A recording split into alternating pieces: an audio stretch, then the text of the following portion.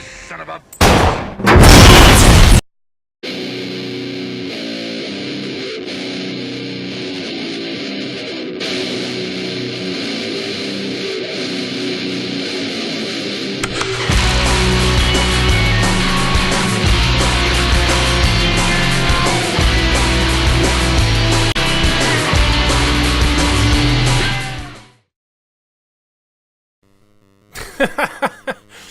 Holy fucking shit!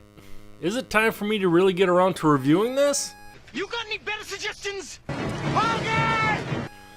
Well, I figured since it's summertime and I spend as much time as I can at the beach, why the hell not? Dun-dun. Dun-dun. The original movie came out in 1975, but this beast, this penultimate classic on the original NES, dropped onto our shores in 1987. And damn, do I have memories of this one. Is it the fantastic storyline? Well, not exactly. The game has no story.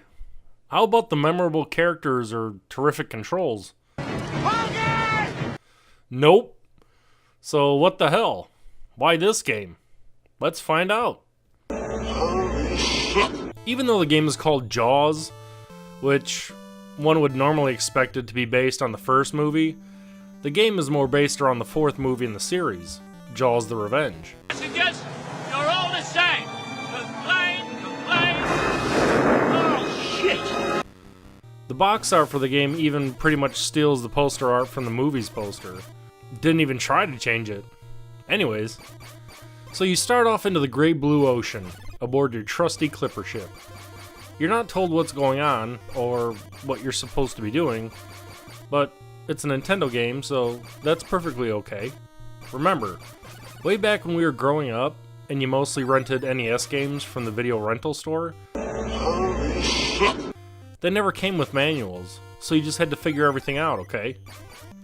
While sailing around, you'll notice your sonar blip at the bottom of the screen.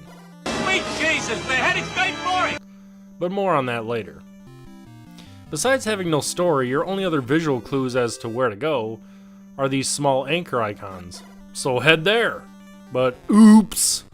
You hit something! Okay! You now descend beneath the waves, and here's where the majority of the gameplay takes place. During the scuba diving section, you'll fire spear gun bolts at stingrays, squids, and other animals, even baby jaws! You son of a... I'm not sure if that's actually what it is. I think it's listed in the manual as just a shark, but we always just called it baby jaws growing up. The goal here is to collect seashells without getting killed, as seashells are the currency in the game. After a short while, you return to the surface to continue your quest, whatever the fuck that is. Okay, so the point of the game is to collect seashells and to sail between two ports of call. Each time you dock, your power level is increased, beefing you up for your upcoming battle with Jaws. If you have enough seashells to power up, that is. You also have at your disposal along the way a mini submarine if you choose to save up enough seashells for it. Little better firepower against Jaws, and better movement underwater, but that's about it. Now, every once in a while, during your travels, you'll accidentally run into Jaws himself! Oh shit! This is what the sonar at the bottom of the screen does. Just like in the movie, the closer Jaws is to you, the quicker the blips occur.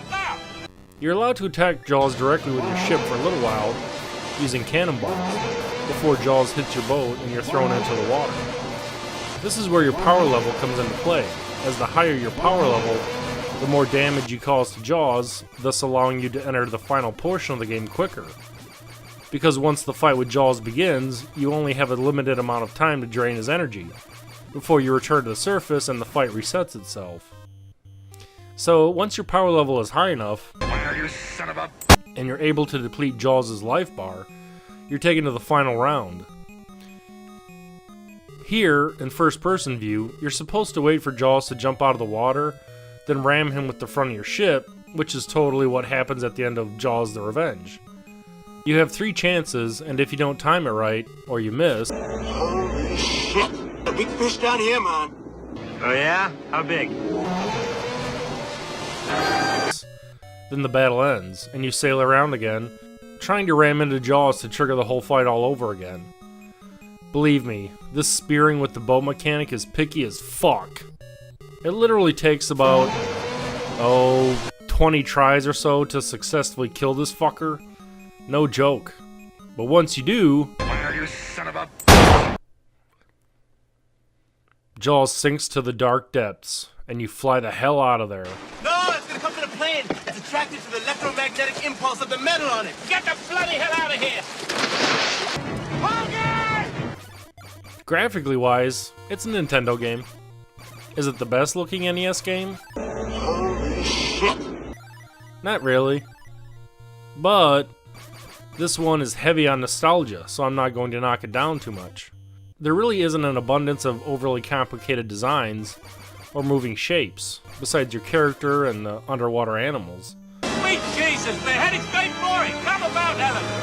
Ellen, come about! The backgrounds are static, but that's okay. This game rocks! It's funny though playing through it today, and I kinda hate to admit it, but looking at the game as a whole, it could almost be confused with maybe a late Atari game. Holy shit!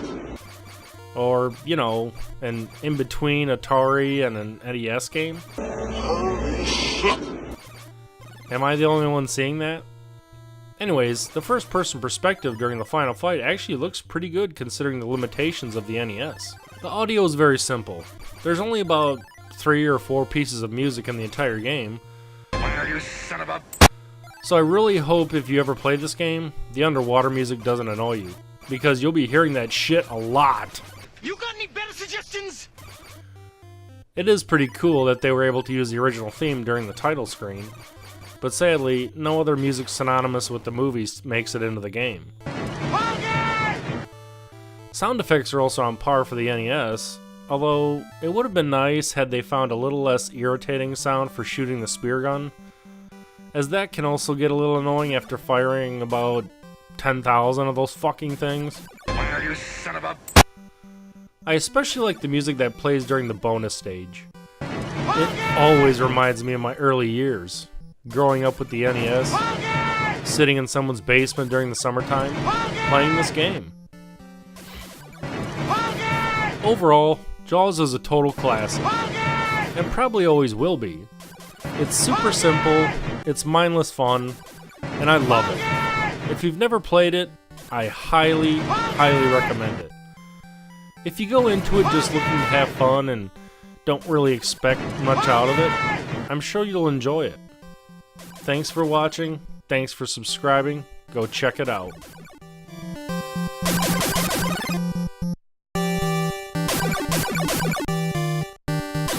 And one thing I could never figure out is that if you have access to a plane during the bonus stages, not only being able to drop cannonballs into the ocean, but if you have access to it, why can't you just call it in and crash into fucking Jaws in the first place?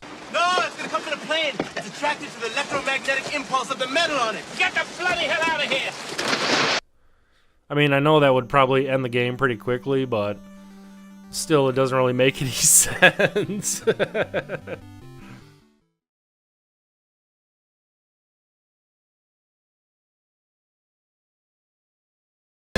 You son of a...